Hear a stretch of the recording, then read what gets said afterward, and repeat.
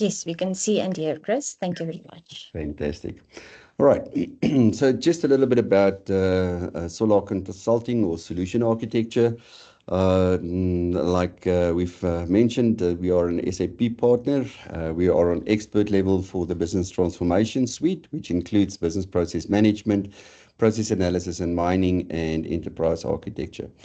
So a little bit more about us. I just want to go to the next slide.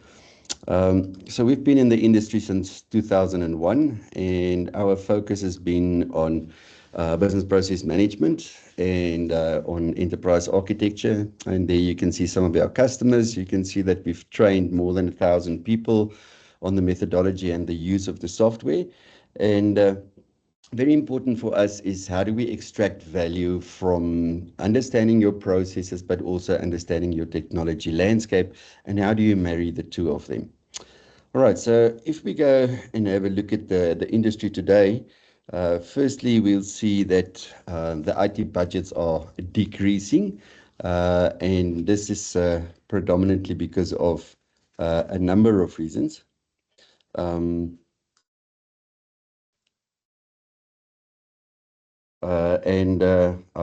Sorry, let me just remove that. So if we look at the rationalization of applications and process complexity to redirect resources into innovation, that's a critical portion of understanding your environment. Secondly, from a resilience point of view, we see that IT budgets are decreasing, but there's a lot of money that's being spent on AI and on security. So from a standardization point of view, looking at technology, the sprawl to mitigate vulnerabilities and ensure compliance. And then also, like I mentioned, the AI portion, integrate distributed system and data sources to provide high quality data at scale.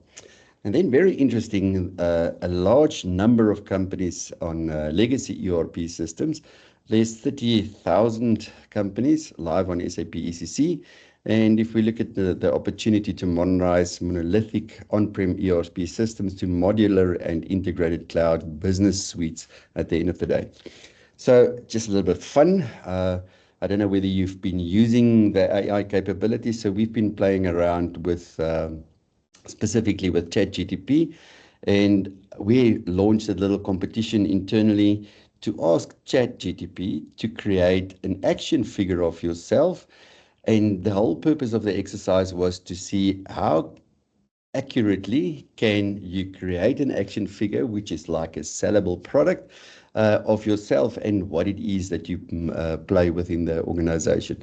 So this was created by just using the AI prompt capability within ChatGPT, and it highlights the prompting as a mechanism to get information.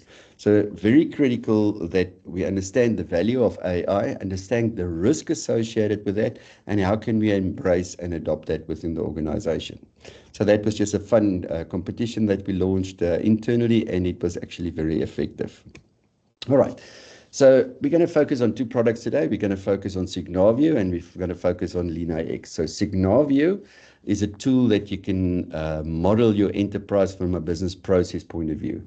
Now, the interesting thing with what happened in the last couple of years in the business process management space is that all of a sudden we've now got data about our processes.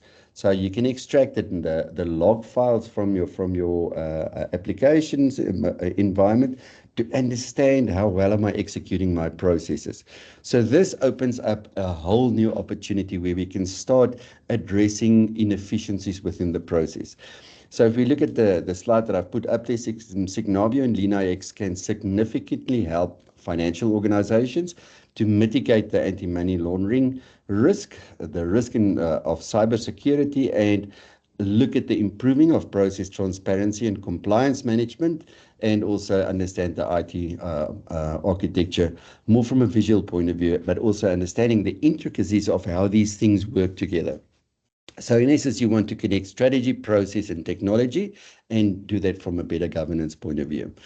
So I've highlighted one major thing, enhancing AML compliance and process transparency, and we'll show some of the functionality. We're going to potentially look at process optimization for AML, So standardizing the know your customer and due diligence workflows, automating suspicious activity reporting, and continuous monitoring and improvement.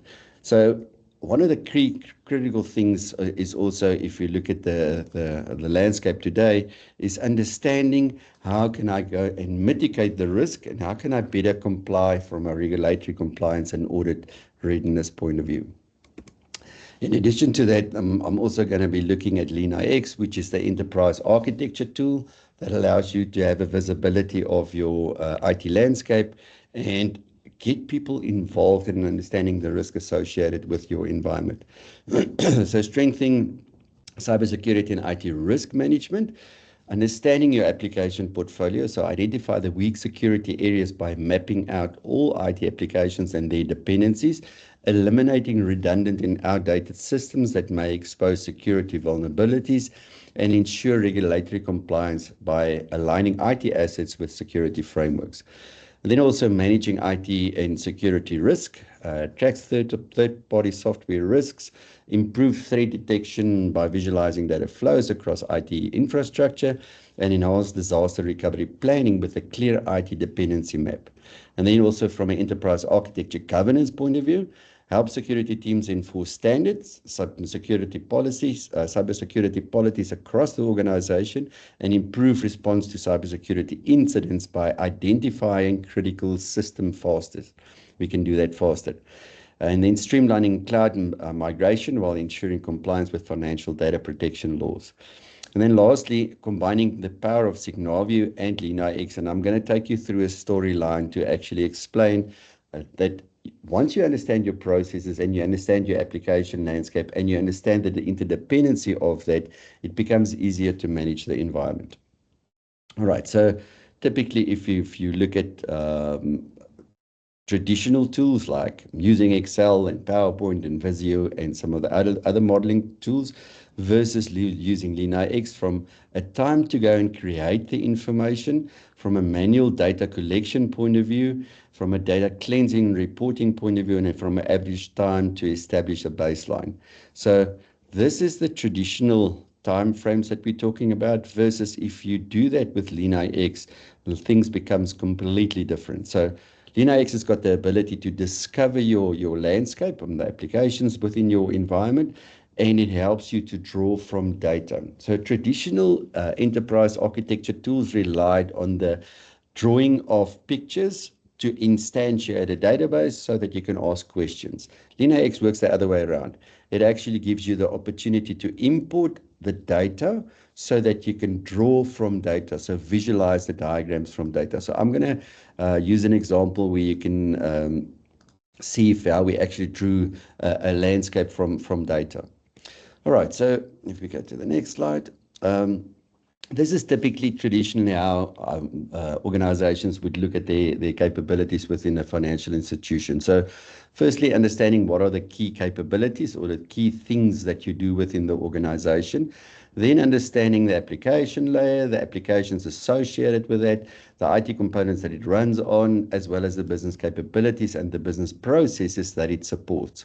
So ultimately, if you think about an organization, we execute processes within the organization. So that's the heart of the business.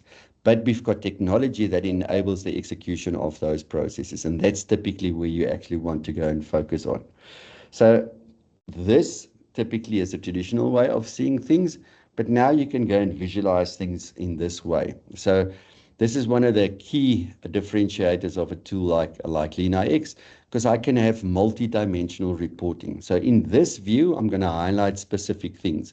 So what you can see here, the blue lines that you've got there represent your business capabilities. And within those business capabilities, you can see the applications, so the blocks in those nested shapes. And then on top of that, I've looked at the technical fit of that application, plus the business criticality of that application in context of that business capability. I can also see that there's color coding for these applications. So I can see, for instance, if I look at the life cycle status, that's the filter that I applied. I can see that there's a few of these applications that are actually end of life, and that there's a transformation project running at the top there from 2023 till June 2024, and I can go and see what is the status based on where I click on that line. I will show this when we go into the tool as well. All right. So that's the one thing that's critical, is the visualization of your environment and easily understand what's going on in my environment and how can I go and make that more efficiently. So if you're looking at LeanIX specifically, from enhancing your compliance, risk management and fraud prevention through improved visibility, automation, and advanced analytics. So in the first place, you want to map and visualize the IT landscape, and there's a link that you can go and look at one of the examples. Managing the technology risks and compliance, that's something that you would like to go and do, and I've included a link there. Integrating with governance, risk and compliance tools, and then automating data collection and reporting, enhancing security and access control, and supporting regulatory compliance. So those are the typical things that you would like to be able to achieve. So just from a Gartner point of view, you will see from the analyst point of view, that's where LeanIX is positioned within the Magic Quadrant. So it's obviously a leader and a visionary, and it's the ability to execute is quite high.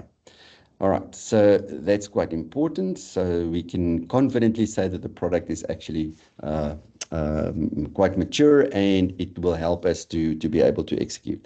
So one of the key things for us is how quickly can I get to a baseline where I understand my environment from a process point of view, from a strategy point of view, but also how does it align with my IT landscape.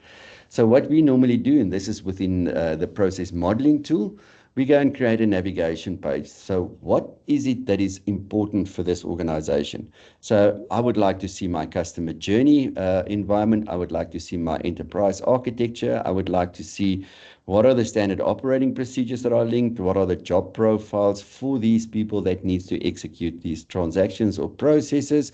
And then I can go down to an element level to say, show me a specific role and in which processes is this role involved, plus what is the applications that user normally use for the execution of those processes.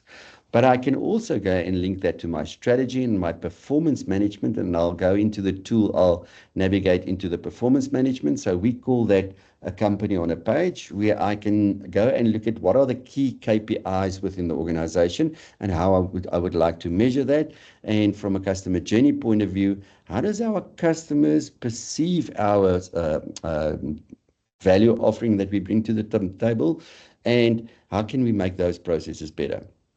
You can also go and do a capability model, your advanced customer journey modeling. I'm also going to show you a simulation where we tested scenarios, and then you can go and look at your complete landscape.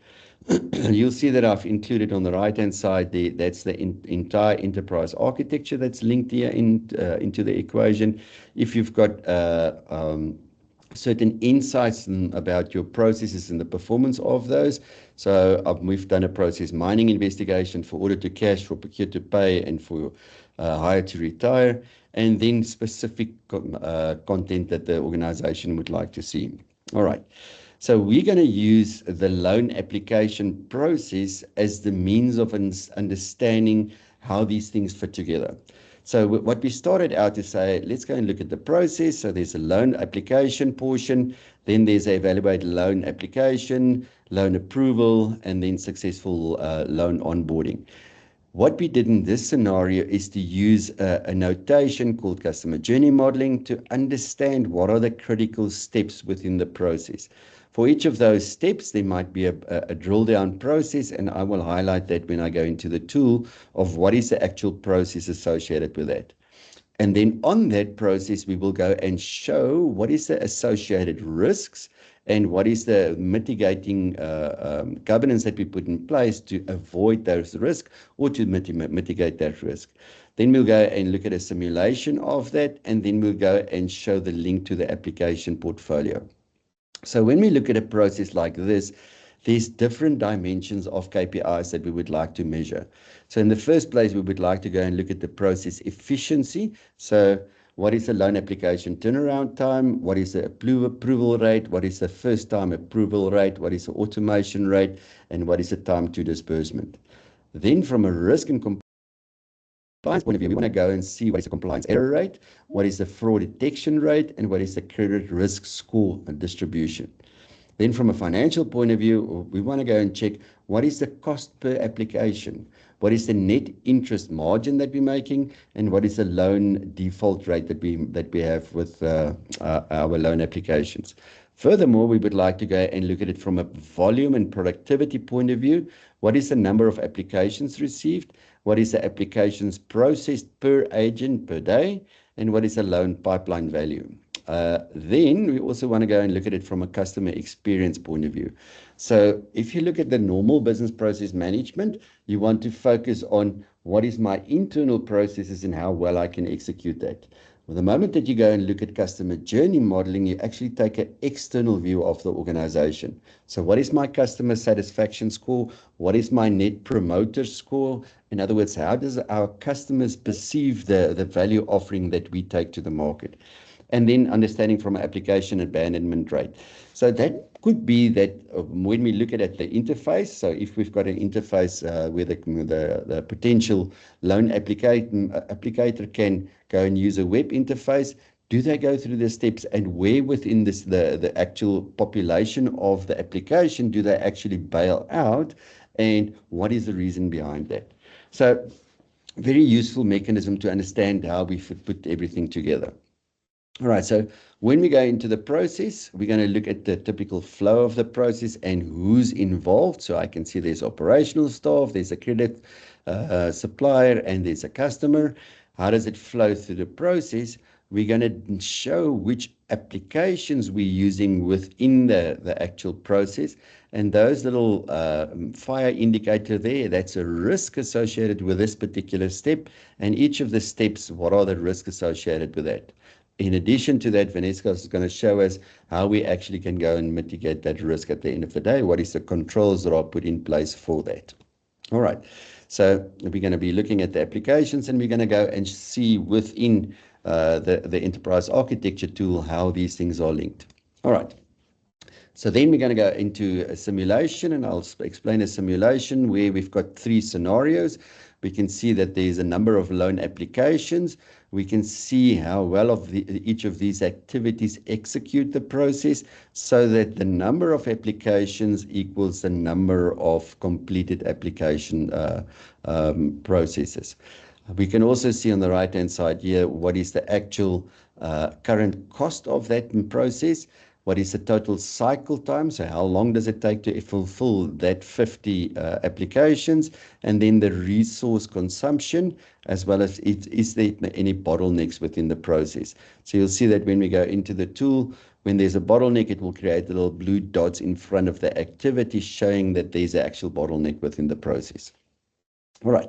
So then we're going to be looking at the process mining value.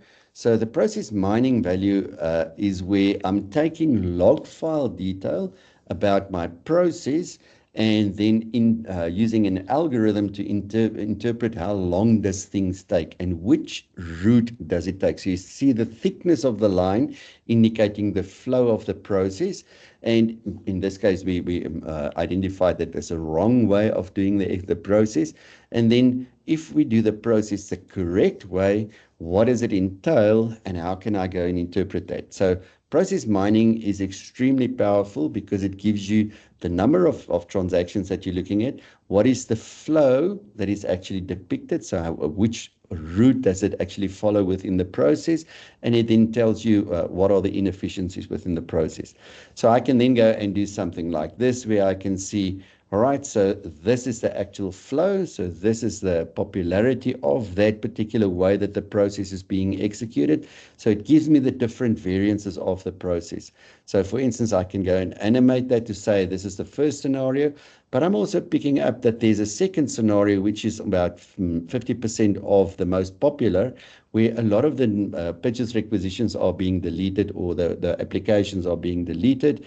And why is that happening? So it gives me a flow, and I can now go and analyze the data in detail to understand why is this actually happening? Why are we even doing things in an inefficient way? And where's the possible optimization opportunity? So normally what happens from a process mining initiative is that I've identified inefficiencies in the process, and that some of them is quick fixes, some of them is a little bit more intense, where there's actually systems involved that I need to go and look at how can we configure the system better or introduce new governance to help us with the actual understanding of the process and how we can go and optimize that. So some of them, those then becomes projects that we need to go and execute over time. All right, so it then gives you the opportunity where I now can go and look at things in detail. So firstly, I want to look at potentially how can I go and harmonize the process. And you can see this is one scenario and this is another scenario. It might be that the process is executed at a specific branch in this way versus at another branch it's being executed in this way. And then I can start analyzing of what is the differences between the different territories that I've got or branches that I've got, and how can I go and harmonize that, and how can I go and optimize that? So it gives you a very detailed level of understanding of your processes, and you can compare different environments with each other. So understanding how we can go and potentially go and optimize the process.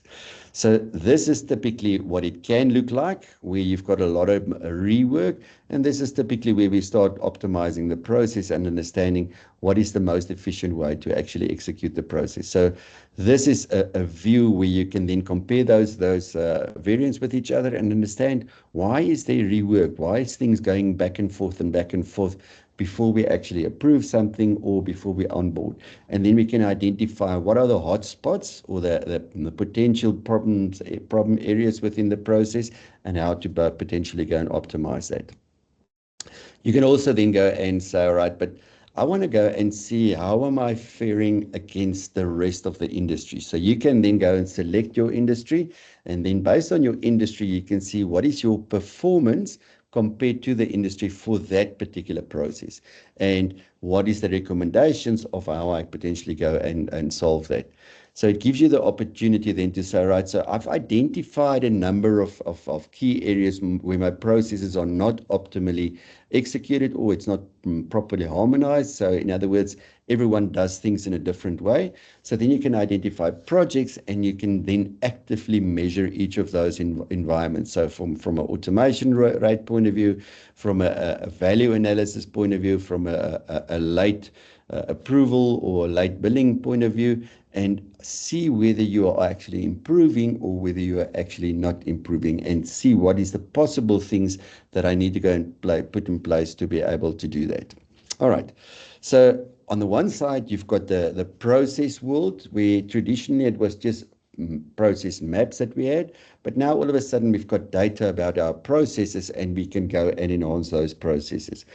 So on the other side, we've got the application world, where I can now go and use the value of reporting and visualizing things, but also collaborating and understanding which are the business owners of these applications and getting their opinion of how well am I using these applications, plotting out your roadmaps of how you can potentially go and making things better, implementing new solutions at the end of the day.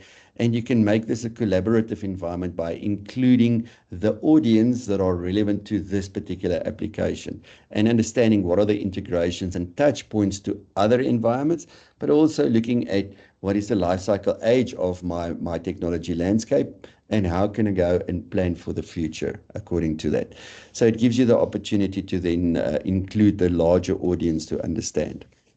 So it then gives you the opportunity to go and do something like this. So this is information that I captured from data. So we populated the repository within LeanIX to say, let's go and understand the full landscape. So the full landscape then shows me these are my business capabilities within the loan and credit management environment. And I want to focus specifically on loan origination, so then I can build it out further to say these are the capabilities that we're looking at. What applications am I using? So in this case, I'm using Finastra, and I'm using it at these two specific locations.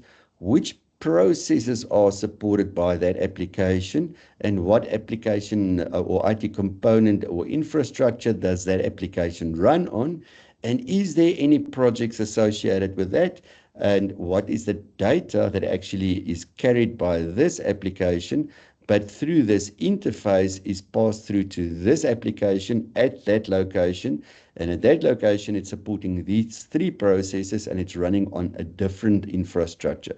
So this is critical to understand the complexity of what we're dealing with. So both from a capability point of view, from a process point of view, from an application point of view, from a location or organizational entity point of view, from an IT component point of view, but also understanding what is the data that's being transferred. And then you can go one step deeper to say, I would like to go and visualize what is the applications that I'm using, and how does all these applications actually talk to each other. So I can see that Finastra is sitting there, and it's containing certain data elements like the customer information, the loan application data. I can see that there's an interface to the Business Card Americas. There's an interface to SAP CRM. And I can see what is the type of interface, what is the frequency of that interface. And I can go and build this whole diagram by just starting with one application and then adding to that from the data within the repository. All right, so let me go into the tool, and then I can show you the detail. All right, so if there's any questions, please feel free to pop them in the chat, and Vanessa, just let me know if there's any questions that we need to address at a specific point in time. All right, so this is the interface that I've showed you earlier. This is now a navigatable HTML environment. So the first thing that I want to do is I want to go and look at my performance of my company on a page, and I want to go and look at the critical areas. So there's direct marketing, lead to order, order to cash, record to report, procure to pay, issue to resolution, and client onboarding. I can see who's responsible for that environment, what applications am I using, and I've listed the key performance indicators. And in this specific case, we want to look at the average cycle time. So now it actually pulls the data from the live data about what is the actual average cycle time and what is the threshold that we set ourselves. So we set ourselves a threshold of 20 days, but it's currently sitting on 6 weeks and 5 days as an average. Obviously not the way that we want to do things. Then we can go and look at it from a territory point of view. So in this case, I'm looking at France, Germany, and the UK, and I can see that there's a problem child where they're actually not complying. The other two is more or less complying, a little bit over the threshold, but the one is actually way, way beyond. And then I can go and look at it. And so in this case, it's mentioning rejected invoices, but it might as well be my rejected applications. So what is the reason behind that? Why are we having to reject so many invoices? All right, so let's go back and let's go and look at the actual process itself. So like I said, we use the customer journey as a mechanism to use that or to model that. So what you see here is the journey model, very easy to understand and very easy to follow the process. And if I want to go into the detail, then I can go and say, but hang on, I want to look at the process. So here you can see the loan application process is linked to that. I can open the process, and here I can see the flow plus what are the applications that I'm using, the organizational entities, and I can go and look at the properties. So Vanessa is going to go into the detail of looking at the risk associated with that and what we can do from there. All right. So let me just go back to this view, and then I'm going to look at the simulation capability of that. So I'm going to now go and simulate this process.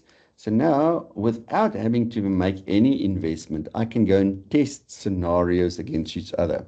So I can go and say, this is my loan application process. I'm just going to make it slightly smaller that you can see the flow throughout the process, and it's going to show the actual performance here.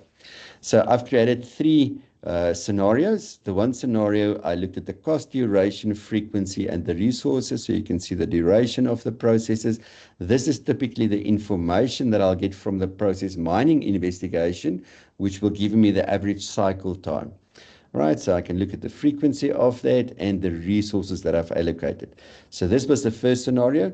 Then we created a scenario to say, if we train our resources better, give them a better script, how well can I do that? And then we created another scenario to say, if we go and automate some of the processes, what's going to be the impact of that? So what I'm going to do is I'm going to run, I just want to click on this one, click on multiple scenarios. So we're going to run the first scenario first, and it will populate with the content there. I hope it's big enough that everyone can see. Let me just make it slightly bigger. It's all right if we don't see everything. But what you can see in this process now, that's the cost for the execution of the process. That's the duration, so it's 20 days. That's my resource consumption, and this is the actual bottleneck within the process. So like I mentioned before, there's little blue dots in front of that activity that indicates that there's a queue forming in front of that activity. So that's the problem child within the process, avoiding us to be able to execute it better.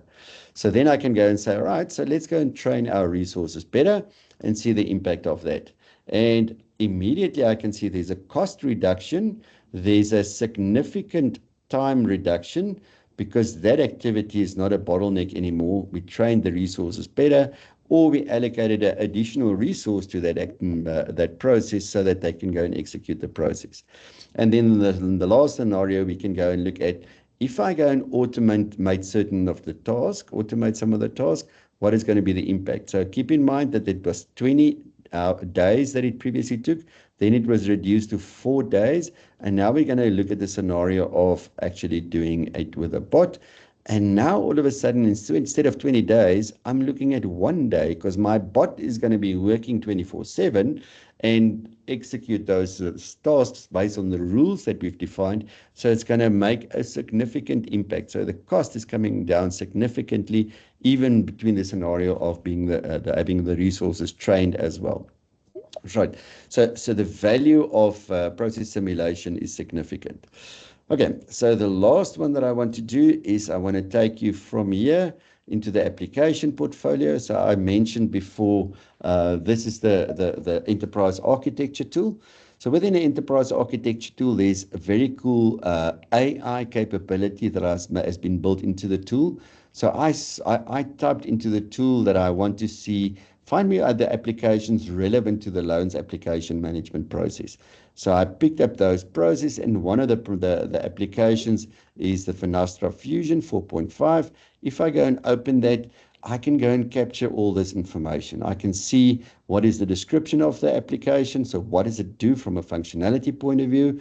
What is the product category? So it's a loan origination system. I've got OPEX and CAPEX associated with that. I can see the life cycle status that can automatically be populated. And now I can do a very nice visualization of how does this application support the organization.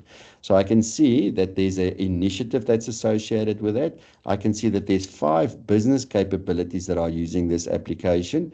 I can see that there are 4 processes using this application. I can see that there are 2 organizational entities that are using that application. I can see this is the data objects that are being carried in that system, and I can go and see that this is the actual initiative the interface built between Finastra and SAP CRM, and I can see this is the IT components that it's running on. So all of a sudden I've got context and I've got information about the application. I can also see that it's our philosophy is that we're going to retain this application. The risk associated is high, and I can see that it's a priority of wave 1 that we would like to go and implement based on this specific initiative. I can also see that it's mission critical, and there's a perfect fit for the application, supporting these business capabilities, etc., etc.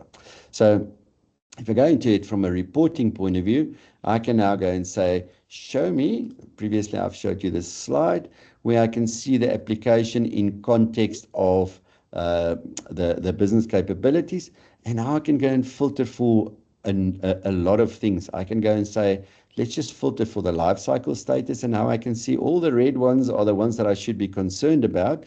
Those applications is going to be end of life. I can go and look at it from an obsolescence point of view. What is the aggregated risk associated with those applications? I can go and look at it from a 6R strategy point of view. I can see which are the ones that we're going to rehost, retire, re-architect, re-platform, retain, and or repurchase. And then I can add additional information to say, but also show me the business criticality of this application and what is the functional fit of that. And this is the beauty of the tool, where I can represent a lot of information on one environment. Then I can say, but hang on, I don't want to see all my applications. I don't want to see, I just want to see the loan application tag group. And now it's showing me, for this particular business capability, loan and credit management, what are the applications that they're using and what is the classification of those.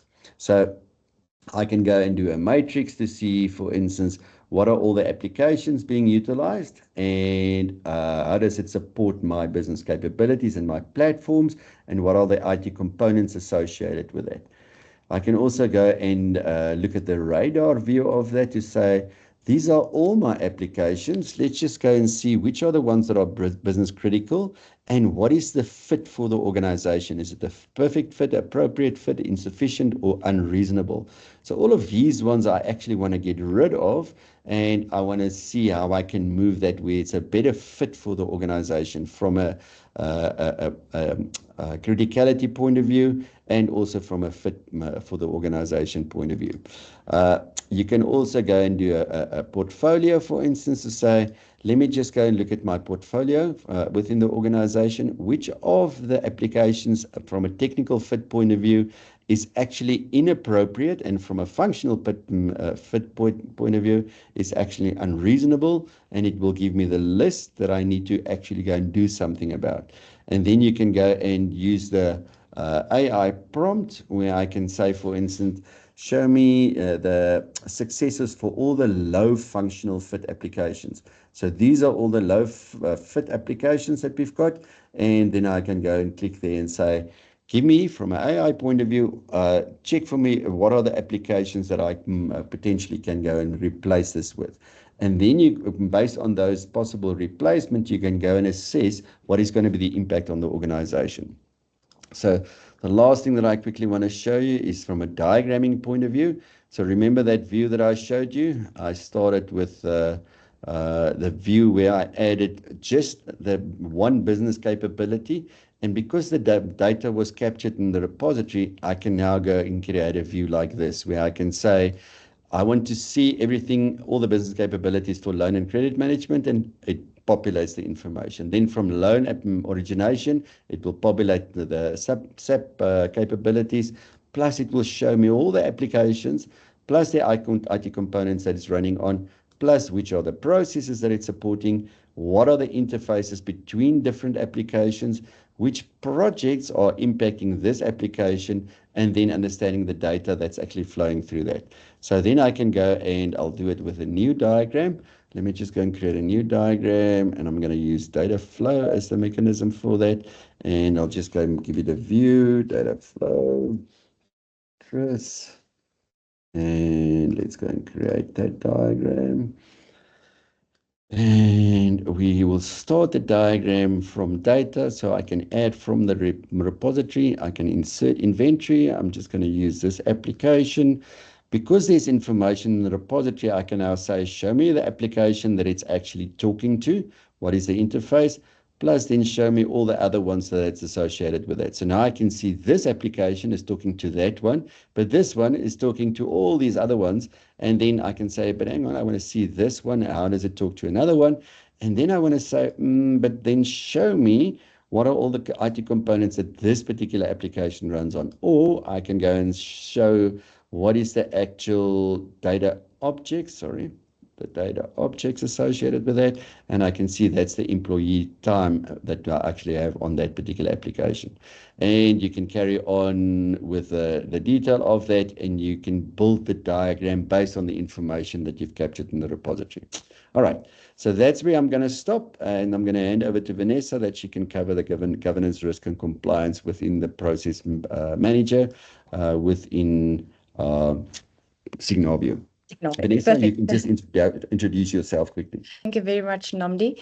Good morning, everyone. My name is Vanessa de Wet. I'm the CEO of Solark Services and responsible for implementations of projects in Signavio throughout Africa and the EMEA region as well. So I'm going to take you through today on the governance, risk and compliance accelerator that we have within Signavio. So if everybody can just let me know if they can actually see my screen. Yes, we can see, you can share, put in presentation mode. Can you see? Is that right? Perfect. Yep. Great stuff. All right. So as we all know, the pace of change in today's world is absolutely relentless. It's fast, it's complex, and it's really impacting every industry and organization, no matter the size, no matter the geography. But amidst all this transformation, one thing remains absolutely constant: the need to proactively manage risk and ensure compliance. Now more than ever, organizations are operating in environments where regulatory frameworks are not just complex, but deeply interconnected. A decision made in one jurisdiction can trigger compliance requirements in another, and the penalties for getting it wrong are becoming more severe. In short, making risk and compliance a priority isn't just about avoiding fines, it's about protecting your brand, your people, and your ability to grow with confidence. So in Signavio, we have built this GRC accelerator. Now, as we've seen, the need to embed risk and compliance into every aspect of operations is more important than ever. And that's exactly where SAP Signavio comes in. So our GRC accelerator offers a powerful, structured way to directly address the challenges you face in managing risk and ensuring compliance. Now, firstly, it helps cultivate a company-wide compliance culture, not by policing behavior, but by creating shared understanding across your different teams. Now, that shared clarity is what allows risk to be proactively mitigated instead of reactively managed. Secondly, it drives constant optimization of your existing frameworks. This isn't about a one-time fix. It's about continuous improvement through visibility and insight. It also ensures that your process environment is stable and consistent, so violations or anomalies can be quickly detected and dealt with before they actually escalate. Then there's the power of process automation. Now, by automating repetitive, error-prone tasks, you not only gain efficiency, but also drastically reduce the risk of non-compliant behaviors slipping through the cracks. And then finally, one of the most strategic benefits, Signavio helps you harness your own internal data to improve decision-making around compliance. It's about turning data into actionable insight. And in doing so, you keep your organization both agile and then also protected. Now, together, these capabilities make Signavio a key enabler of sustainable proactive governance. So let's now take a look at how Signavio directly addresses the growing challenges of your risk and compliance through the GRC accelerator. All right, so here you can see this is what we have within Signavio. So this is our Explorer view, as we call this. Now, in the Explorer view, you will then go into your diagram, and this is then your editor. Now, this solution is designed to help you stay ahead of risk by embedding compliance into your business process, not as an afterthought, but as a core capability. It supports a company-wide compliance culture by creating transparency and alignment across teams.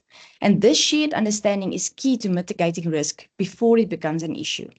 So here you can see the different risk types being added as a custom dictionary link attribute. So that is what we call an attribute that has been created within the dictionary already, and that we can just link as a custom attribute to the specific process, to that specific task. Now, this ensures one source of truth and have a list of possible risk controls readily available while you are mapping your process. So this enables the creation of a stable and consistent process environment. And with this in place, compliance violations are easier to detect and risk can be responded to more quickly and efficiently. This also drives then obviously your constant optimization of your existing risk and compliance framework, which means you're not only compliant today, but continuously evolving to meet new regulatory requirements and business realities. All right. So when you are linking your specific risk or control then to your task, you will see that the pre-built GRC accelerator that we have will have a pop-up screen like this. Now, for each risk type, you can either select from an existing risk or you can go and define a new one. So here you can see I've selected an existing risk, or you can just start here by typing a new one, and this one will then automatically be saved to your dictionary. You can then define the probability level of the risk occurring and document the potential consequences. The impact of the risk can also be selected from a predefined list of values, ensuring consistency in how risks are evaluated across your organization. Once the risk is defined, you can then link a control. So here you can see that you can actually go and link a control. This helps to mitigate or manage your risk. Now, again, a brief description can be added, and you can list the control inputs and outputs to clearly outline how the control functions, actually functions in practice. So here you can see the risk that we have added, which is data privacy and a security breach. Then you give your brief description of that specific risk, and then you can add your control. But all of these attributes are fully configurable, and you can decide what information you would like to capture for that specific risk or then for that specific control that you have added. Then if you click on the risk over there, then you will see the dictionary entry will have a pop-up that looks like this. So it will then give you more information about that specific risk. There you can see the name of the risk. You can see the description. What is the probability of it happening? What will the consequence be of this risk? Into which area will the impact be? And then also if there is a control linked to that specific risk. You can then also look at the dictionary entry of the control, which will again give you a little brief description of the control. What will be the control input? What will be the output? What is the operational frequency? And then also to which risk this is linked to. So this is a very nice way to see whether you actually have controls in place to mitigate the risks linked to your specific task. Now, the Collaboration Hub, as Chris has showed you, is really a powerful space where teams can identify, document, and prioritize risks. Now, while collaborating seamlessly with subject matter experts and key stakeholders across the organization. Once a process diagram is saved and published, in the process editor, it becomes available in the Collaboration Hub, as you can see over here. Here, risks and controls linked to each task are made visible through a clear, intuitive interface. This means that for any given task within a process, as you can see over here, stakeholders can immediately see what risks are associated and what controls are in place for them, as you can see here on the right-hand side. This visibility at the task level is a major advantage. So it ensures that everyone from compliance teams to process owners has the same understanding of how risk is being addressed within a day-to-day operations. It also strengthens your accountability and supports more informed decision-making. The Collaboration Hub also fosters organization-wide alignment by creating a single source of truth. So everybody sees the same process with the same attributes of your risk and controls linked on the right-hand side. It promotes transparency, drives better engagement, and helps build a culture of shared responsibility for your risk and compliance. So in essence, the Collaboration Hub transforms process governance into a collaborative effort, helping teams to stay connected, compliant, and confident in their operations. And you can also see that within the Collaboration Hub, you can also go ahead and add comments. So you can give a comment on a specific task for that specific risk and control linked to that specific process.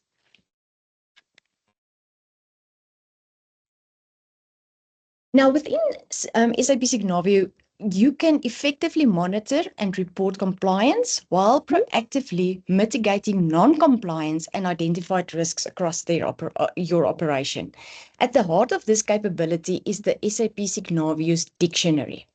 Now, this is a centralized repository where all key business elements, including risk and controls, are defined, managed, and maintained. Over here, you can see on the left-hand side, this is what we call categories. And here you can see is our risk category that already exists within the dictionary that you can then create subcategories for and then go and define each risk linked within the dictionary. Now, risk and controls can be created directly in the dictionary where they are treated as structured, reusable assets. Right, so this lies in a central repository. Now, when mapping business processes, these elements can then be linked as dictionary attributes to specific tasks within a process model, ensuring that governance is built into the design of your operations right from the start. Now, what makes this powerful is the dictionary view. So by selecting a specific risk or control, you instantly gain access to all the relevant information. For instance, your description, your classification, your impact levels, your control objects and frequency, and then also any other supporting documentation that you might have. In addition, the dictionary will show you exactly which diagrams and which tasks each risk and control is linked to. This creates a quick, intuitive, on-screen report that gives process owners, compliance teams, and auditors full visibility into where risks are being addressed and where there may be gaps in terms of your controls that is not linked back to your risks. So this not only supports ongoing compliance monitoring, but it also enables faster data-driven decisions when risks emerge or regulations change. It turns static documentation into a living compliance framework embedded directly into your operational process. You can also generate from the data that I have shown you now within the dictionary, you can generate GRC Excel reports directly from the repository, which lists all of the populated attributes as well as the link diagrams. Now, this can then be sorted according to your input, output, or frequency, depending on what you would like to see. And these reports can then also be used to do bulk updates to any of the content of the risk and controls, and then import it back into the Signavio repository without having to make any changes individually. So on this report, you can see this is our risk and control matrix. On the left-hand side, you can see all the different risks that you have available, controls that you have listed within your repository. You have a brief description on each of these, your controlled inputs and your controlled outputs, the frequency, the associated risks, and then you will also be able to see to which diagrams these different controls have been linked to, and then also the risk associated to that. So it's a very nice way. You might also have risk and control information available somewhere else, maybe in another Excel spreadsheet. You can then populate it then in this format and then very easily import it into Signavio without having to go and register them one by one. So very nice reporting way to see what your risks and controls are that are currently being or registered within your repository of your SAP Signavio, which can then be linked to each one of your tasks and your processes. All right, thank you very much, Chris. I'm going to hand that back to you then. There we go. So thank you very much, Vanessa. I think from our side, that concludes the demonstration that we wanted to do. If there's any questions, then we can address that now. Don't know whether there was any questions.